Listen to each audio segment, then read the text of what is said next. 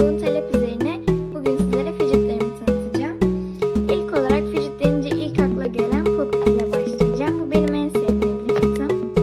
Bu şekilde ananaslı. Bunu AliExpress'ten 30 TL'ye aldım. Evet, bunun unicornlusu da var. Bunu da AliExpress'ten 30 TL'ye aldım.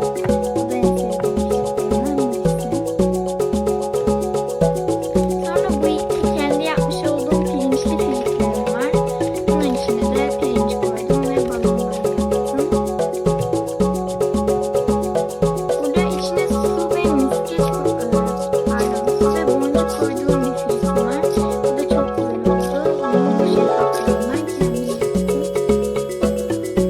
Aynı şekilde şeffaf balondan içine su ve böyle benim pullarım vardı. Bunlardan koyduğum bir fidget yaptım.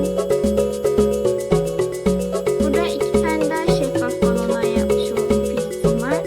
Bunun içine hamma boncuk ve su koydum. Bunun içine de pompon ve su koydum. Evet, burada başka bir popitim var.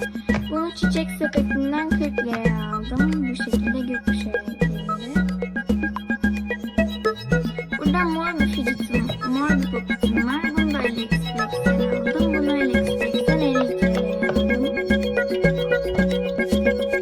Burada bu şekilde water snake'im var. Bunu Toys Shop'tan 15 liraya aldım. Bu balonun patladan siyah bir filesi vardı. Bunu da Toys Shop'tan 25 liraya aldım. Burada böyle bir muzum var. Bu muz bu şekilde uzayabiliyor. Bunu da Toys Shop'tan 15 liraya aldım. Böyle bir squish'im var. Bunu yeni aldım. Bunu da Forev'den 15 liraya aldım. Burada böyle bir squish'im var. Bunu da Forev'den aldım. Bunu Forev'den 10 liraya aldım. Burada bir hacı yapmışım var. Şu şekilde. Böyle bir kabı var ve bunun içine bu şekilde hacı yapması çıkıyor. Bu nadir. Bu da genel yaygın bir hacı yapmaz çıktı. Burada böyle bir squish'im var. Bunu da Migros'tan 30 liraya almıştım. Böyle bir squish'im var. Bunu da Canda Oyuncak'tan 25 liraya aldım.